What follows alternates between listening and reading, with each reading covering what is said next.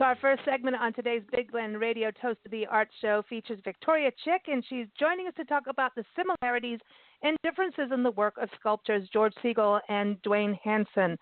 Victoria is a contemporary figurative artist and early 19th and 20th century print collector. She's based in beautiful Silver City, New Mexico, which is an awesome art community. So if you love art, you must go there. She's also a regular guest expert here on Big Blend Radio and an editorial contributor in both our magazines, Big Blend Radio and TV Magazine and Parks and Travel Magazine. Check those all out at bigblendmagazines.com.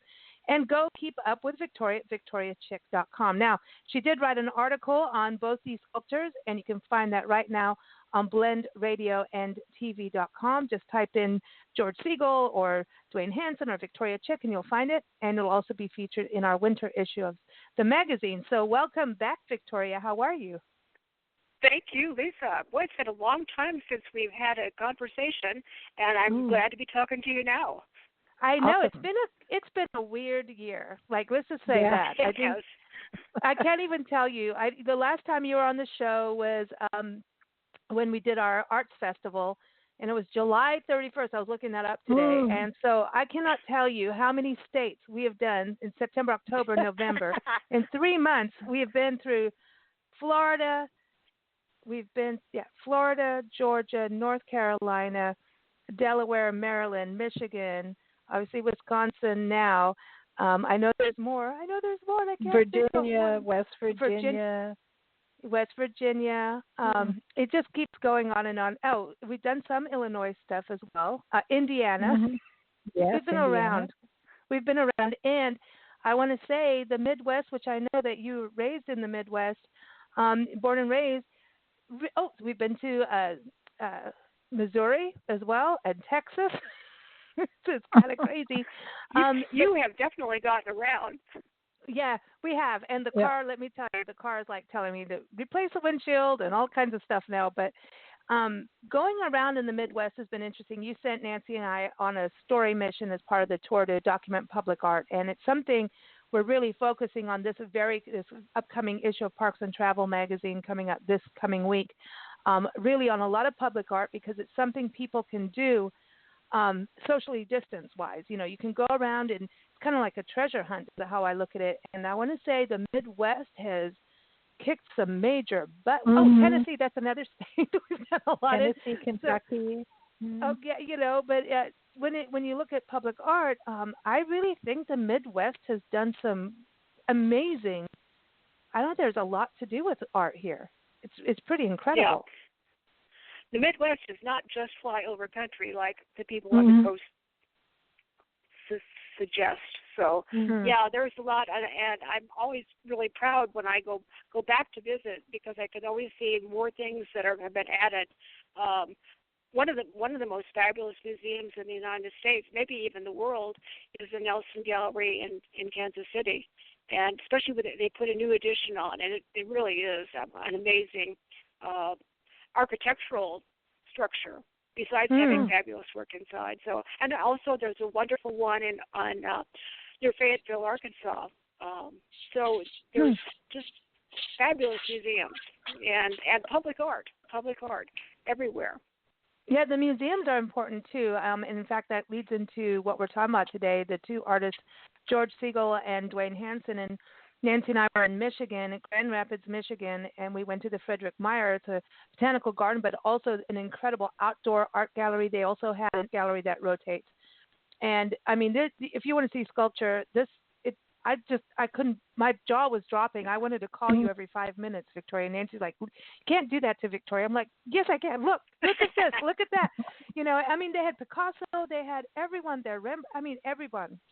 And, then there were people in there that you've talked about on shows before, so it was like really cool to just be in the presence of these. And you can go on and I encourage this, if you go to Frederick Meyer, go on the trolley tour first, and the volunteers will take you around. We were lucky to have a journalist, a retired journalist from Chicago, take us around and on the trolley, and he just got all into it and was giving us the history of all the different artists. He even kind of gave us like, now think about this is what this was made when, who the artist was, but very much got us to look and have our own feeling and opinion of the art, Mm-hmm. not have him tell us what it was, supposedly going to represent, which I thought was awesome. And then after that, we went walking around, and I think part of why the Midwest is so good is you guys do have some cool winters here, and this is an activity you can do in the.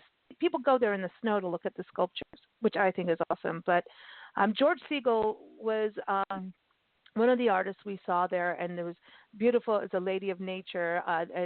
She's supposed to be like, Adam and Eve. There was like a thing going on there, and we looked at her work, and then there was indoors, and this I think was a rotating exhibit, so it may not be out there now, but they had an exhibit of George-Segal's work inside, and his movements. I mean, he had paintings as well, but then he had these. I've never personally ever seen anything like this, where people, it's just these moments of people doing things, and they were all just like white plaster. And Nancy and I were looking at it, and we're like, oh my gosh, I need to call Victoria again. I was really good that day. I didn't. But it reminded me of your work, and I wondered about, is this any kind of influence on you because of the way your work as a figurative artist, you always capture those movements, those little hidden movements that make up the big movement, right? Those little, the cats and and people. So does that make sense with his work and Duane-Hanson's? Well, yeah. People who work with human figures, and I do most of the time, you're interested in the gesture of the figure, and so sometimes the simplest gesture can express a lot of emotion, maybe more than you might think of it. You might be just watching people every day, and you're not really picking up always what they're feeling.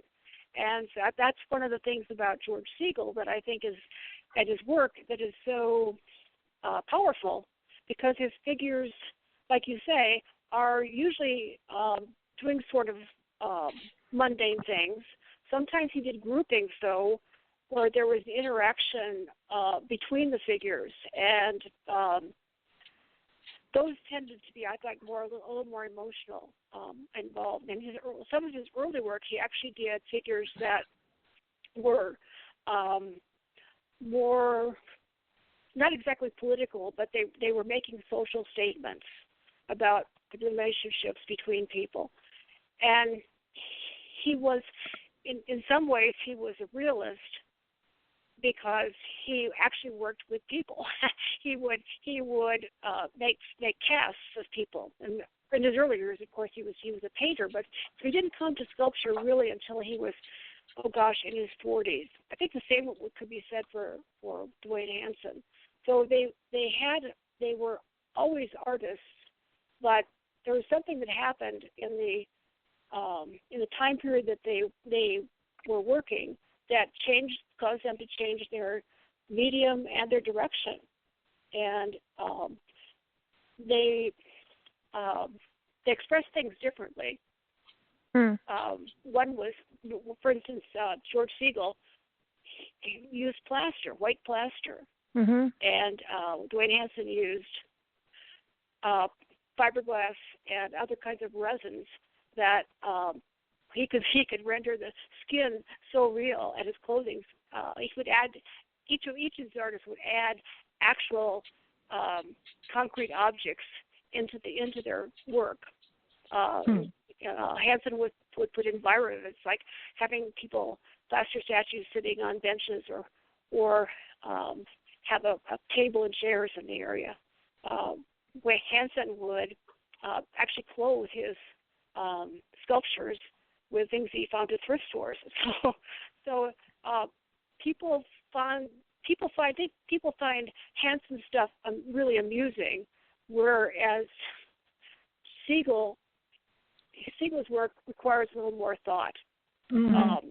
Because even though they're realistic, they're also kind of otherworldly, because they're almost like these ghost-like figures, but they look a lot like us. Yeah, I don't know. It's like I see one of my aunts in there when they're. Yeah. You know, there's that Mona waiting for the bus. Yeah, but it's Yeah. like a day in the life of.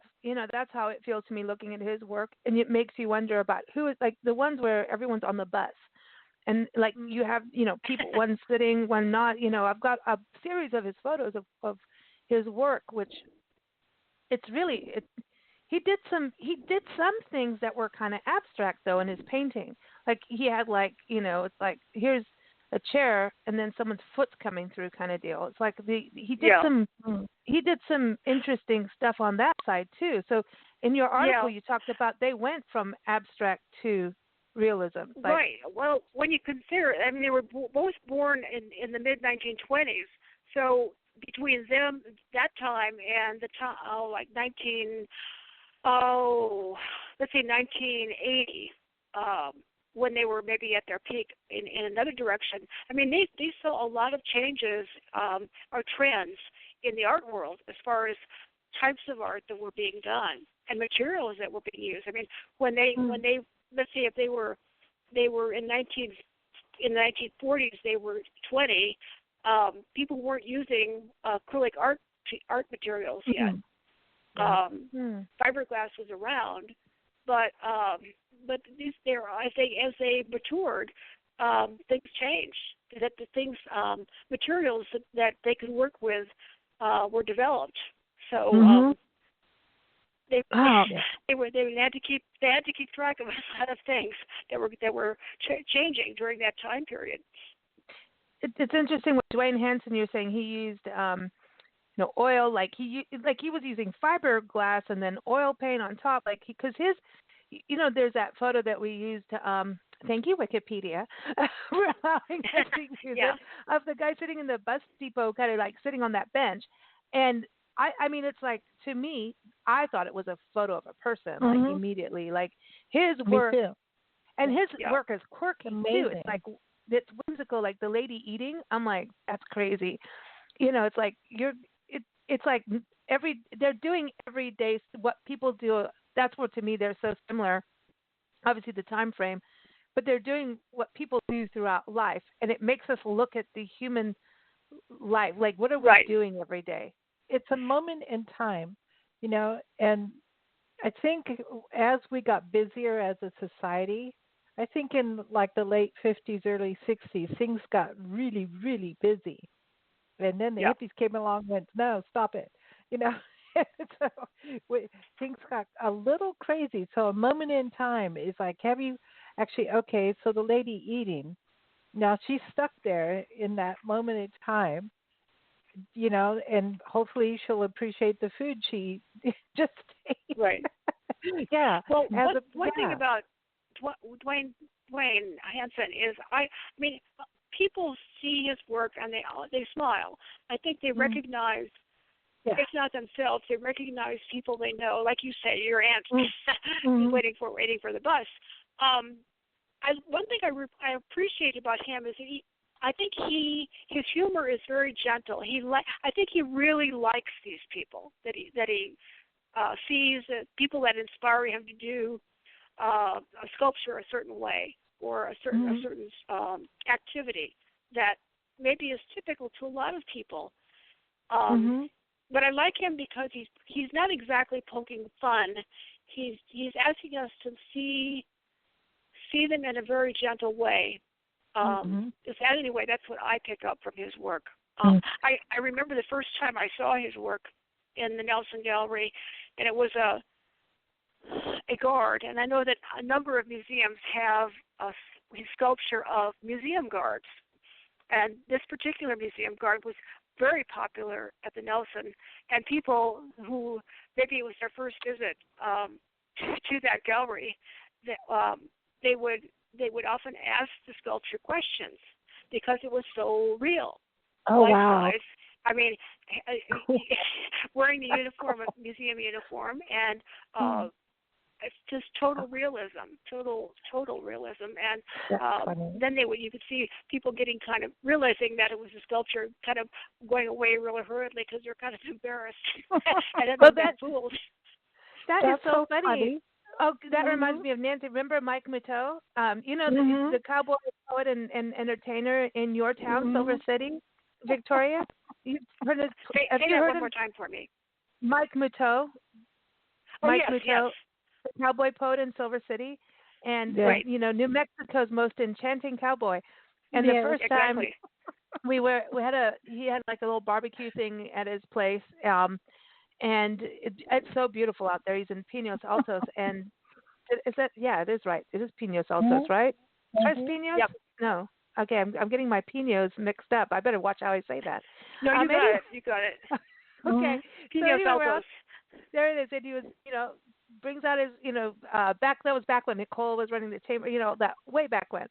And Nancy's sitting there having this campfire. Everyone's having a few beers, and I think tequila was going around. I don't know what was going on, but he starts doing this cowboy poetry, and it's like he was singing a question and answering, and then he did something, and he'd look in your eyes, like look in your face, like like it's, which Nancy and I always giggle at things like that. We're not good at we're like, if you look at me and sing, I'm gonna laugh, and I just because it just is what our responses are like. And he did that, and then Nancy turned around and answered the question in his poem, in his cowboy poem, singing poem thing. And that was embarrassing. That was good. Funny.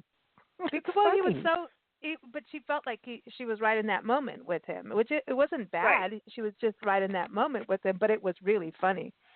Go Nancy. That's what she joined everybody looking at Duane-Hanson's work. But Duane-Hanson I think he looks like my second or third cousin, Nancy's cousin Mike. He looks like cousin Mike to me. Go look at his photo. Dude. He does. He's got the same smile and everything. But I think he's got a really wicked sense of humor. I think, Yeah. He was like having fun, and I wonder if they ever met, the two of them, because their lives were like parallel, just even the amount of time they were alive. I'm sure that they were aware of each other, but I don't really know that they ever met. If you look where they worked, unless they made a special effort to see each other or to contact each other, they physically, space-wise, they were on different sides of the country. But I knew, as far as publication stuff, I'm sure they were aware of what the other was doing because they were both well publicized.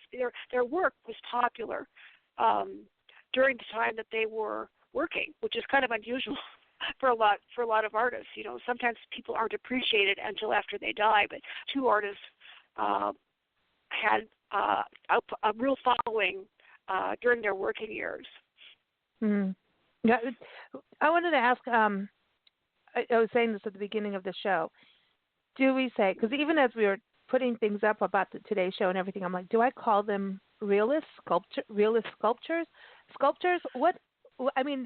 would you say? Well, like what would the title be? I said realist. Yeah, I said realist because of what they were coming out of as far as trends go. Because they were working after abstract expressionism was very, very in vogue. Okay, in the 40s and the early 50s, abstract expressionism was great. And then we moved into a period of time where there was kind of a reaction against that. We had various kinds of artists turning towards a more realistic or more concrete way of expressing themselves. So you had photorealism, and you had there was kind of a theatrical thing. So you had happenings, and people were using real time events or experiences and as an art form. So Duane-Hanson and Segal also went in the direction of realism, and they were akin in that they were making molds on real people and putting those molds together. So they were working in different materials, but they're one of them went more towards I would call it more towards photorealism. Mm-hmm. It's a term that's kind of hard to apply to sculpture because we do apply it to painting, and so but the fact that the skin tones and the pores of the skin and the clothing that Hanson's work has, to me, makes it like super realism almost. Just the fact that it fools people. People come up and ask questions to the guard. They are fooled. It is so real. Whereas the white color, the starkness of Segal's work and the situations are definitely real. I wouldn't backtrack on that because I'm not saying that exactly right. I mean, his figures are real in the gesture and the expression, but then he puts things together. He adds things. So he puts them he has like a play that has very stark props and say a totally vacant stage otherwise. His work is kind of like that. He sets up a situation and has the public kind of imagine or empathize with what's going on, and everybody's going to have a different reaction to the figure and what Segal has set up as the environment or the situation. I think it's really true because even just looking at the one with the bus scene, like everybody's waiting to get on the bus, and then it's like you know what that's like. There's an understanding. You're waiting for the bus, and if you've ever experienced that or waiting for anything, are you looking forward to what's going to happen? It's like this is going to continue after what you're looking at. Is the person happy about something that's going to happen, or are they dreading something? I mean, there's all kinds of ways of putting yourself in the picture. And what I love about both of them, there's no right or wrong. It's about two different reactions. Right. And your reactions are different. But I like George-Segal's. I love both of them. Duane-Hanson because it is funny. It makes me really laugh. I do too. Because he's quirky, Then you've got, George who makes you think and wonder like, oh, like I could create a whole like magazine of stories just on the one thing of everybody at the bus stop. Yeah. Right. Because I could just go, he's basically he's giving us both of them a people watching experience. Exactly. That's what it is. I think that's why I'm so drawn to it. It's like I was like, this is so cool because Nancy and I are like, we'll give people names, we'll give them like where they come from, and like this is their career, and this is what we'll create stories out of every person we see on the road. Like we can't help it. It's just a thing, and so I love that about them. And I think that's important because I think we have to keep creativity being sparked, and what I love about it is it's realism sparking creativity, and also giving you that's what happens. That's amazing. When I look, there's two men in there across from each other that almost look like twins. I have to say, the two older men, but they're dressed differently. But so that gives another dimension to it. Are they related, or is one the present, one's the past, or one's the future? One's got a backpack, the other one doesn't. So you kind of now, and then there's an older woman, and I look across them like that. Maybe that woman's her younger, then older. There's so many ways you can use your own imaginations to relate. Yeah, I love it. I think it's so cool. And everyone, you got to go to Frederick Meyer Gardens.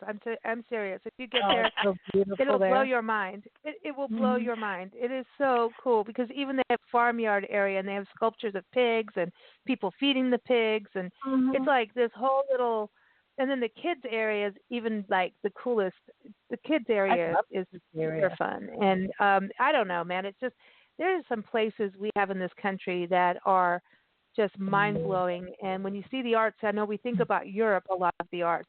but when you see it here in our own country, you start to realize, we are becoming elders too now. And our country is still very young, but when you go around and like they have that big horse sculpture that sorry I don't have her name off the top of my head here, but she recreated the horse that Da Vinci was doing as a sculpture. So she did it, and she did it these little bronze statues. Like one small one is like, this is the prototype, and then did this giant. Like, it's so massive you can walk under it. It's huge. Wow. It's massive horse, and it's like so that is. Where was that? Was that in the sculpture garden?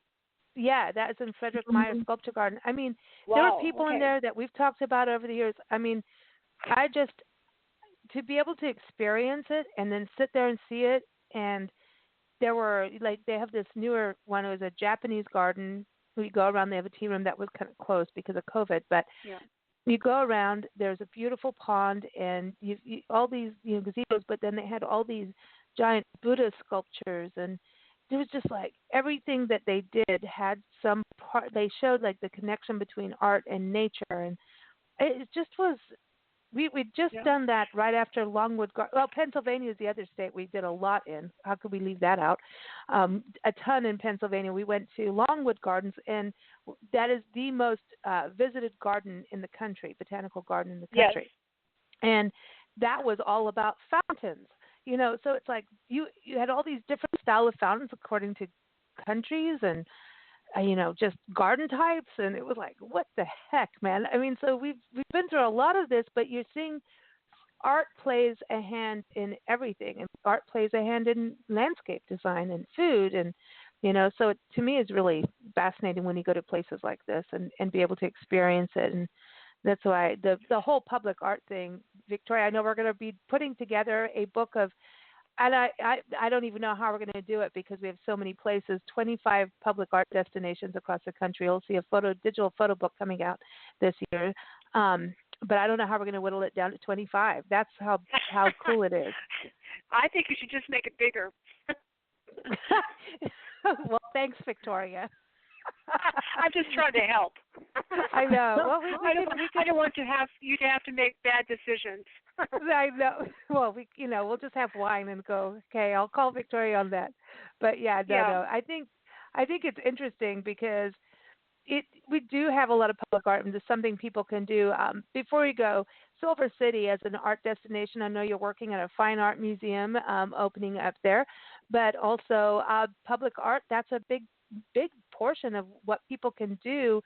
Go shopping, go downtown. Is the downtown open right now with galleries where people can go shopping? It is. It has opened back up. Yes.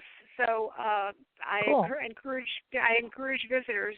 We also have a lot of outdoor painting, sculpture, tile work, murals made of both from both painting standpoint and from a giant tile standpoint.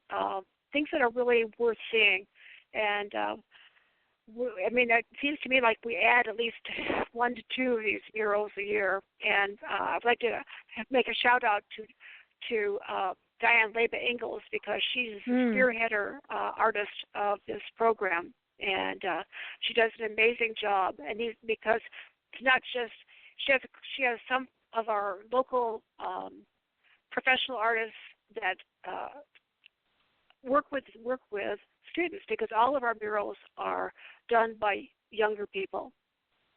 Okay, I love that. But I love that because when you look at the amazing thing to me is when you look at them, that's not the first thing you think of. You just think, what an amazing design, what amazing work. You don't think, oh, this must have been done by some kids, because the work is fantastic. Isn't that one you were working on? You were working on a project with them in regards to they had to go interview World War II veterans. There was something you were doing too, where they had to really get into the research of what they were putting together, which I think that's so exciting. Well, to that's do. part of it. That's part of it, and that's where you have they're guided in the process of producing a really valuable work of art.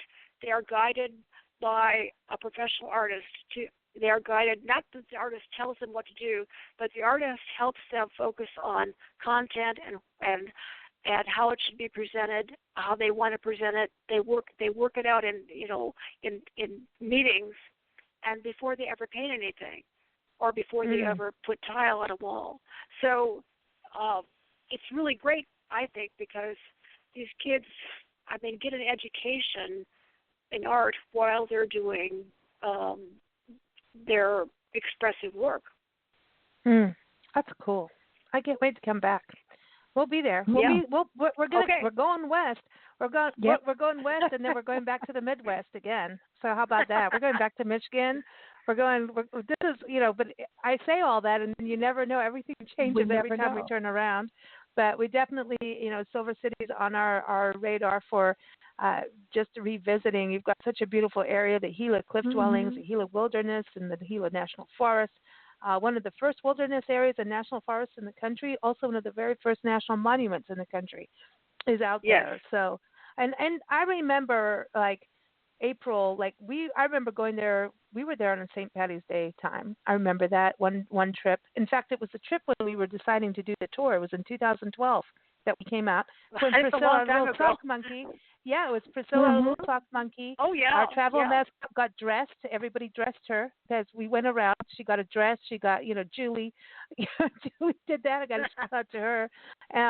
Priscilla got dressed in Silver City because everybody said she can't run around like a naked little monkey that she is. But, this is a fashion mecca, so in addition to an art mecca. I know. So, so it was fun, but I remember it being so beautiful and lush and going out with you to the Gila Forest and, that lush green. It's just so, oh, man, it's beautiful. Yeah. It's a beautiful area, so exciting to get back. Yeah, so everyone, I'm looking forward to your return too. So cool. I hope I know you have. You're trying to cover so much territory and cover it so well that I know it's hard to get around to every place, but I'm really looking forward to you coming back here. Thank you. We are too. The one thing we've learned is when people say all of the South is like this, all of the Midwest or Midwesterners are like this, and all of this is like that, are so wrong. And you can almost identify someone who has never been to the areas they're talking about by the things that they say. Yeah. Just saying. Yeah. Just saying.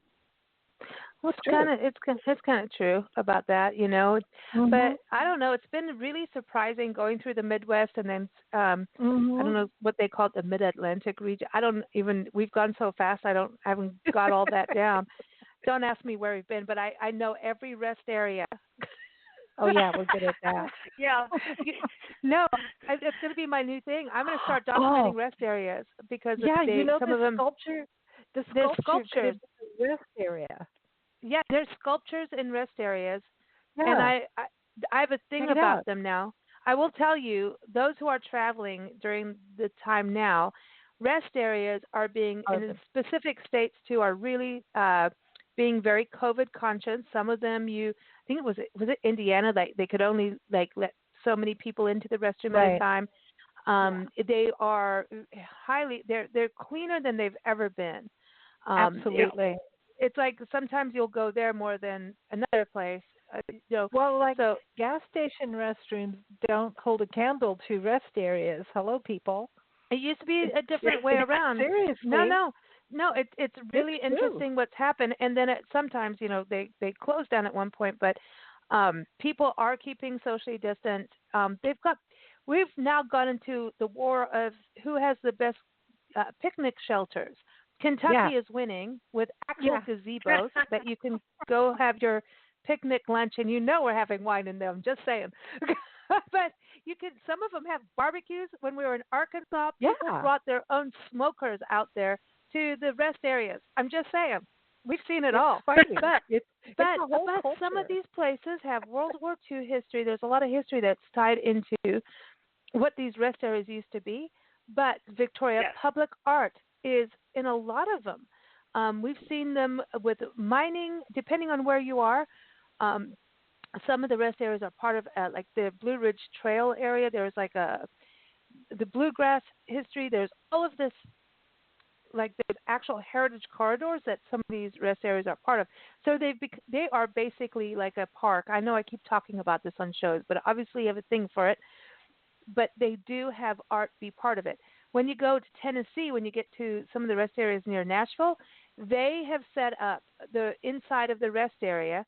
Like you go to the restroom, but then the visitor center area, when it's a welcome to Nashville, whenever you go on the state side, the state welcome Lisa, to the state. Mm-hmm. I think you and Nancy should write a book on public restrooms across America, because I mean, I've gone through a lot of states and I've seen a lot of I've experienced a lot of bad rest stops. Oh yeah, I don't want to photograph I've experienced those. some really good ones. I mean, there's some I've seen some great ones. I mean, that one in Texas Canyon between Tucson and Lordsburg is one of my favorites. I mean, I would go there to have a picnic, but you have some knowledge here that a lot of people would appreciate it having. Well, it's important, and you don't really get you have to go through a lot to get to it. So I'm thinking we'll have to create a map on it, because like of the ones we've been to, because the ones that have pollinator gardens for monarch, some of them have dog park things.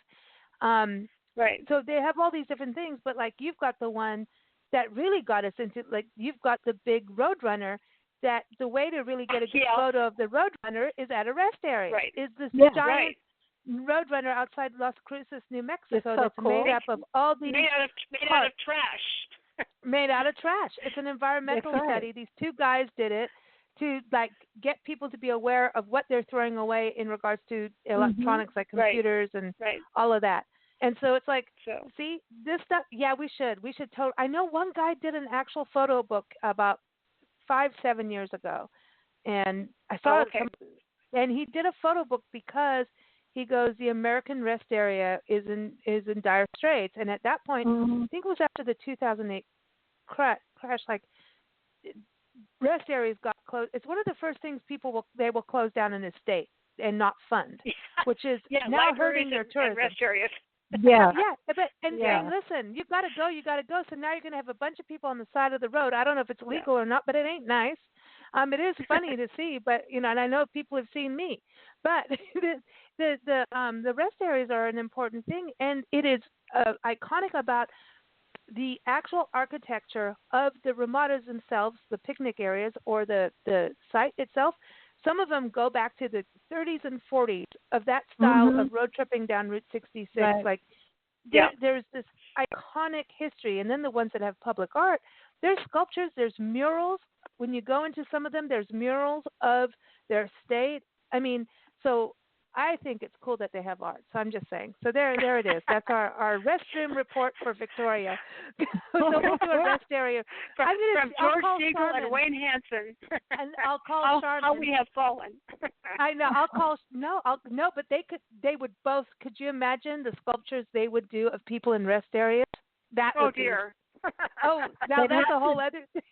They would have to do a lot of dogs, because there's a lot of dogs. And a dog would be the three-legged dog, and then the three-legged dog with the lifted leg. But then there's the one with the feral cats. There was like 9-10 cats. Alabama has feral cats in a lot of their rest areas, and you're not allowed to feed them because they're training them.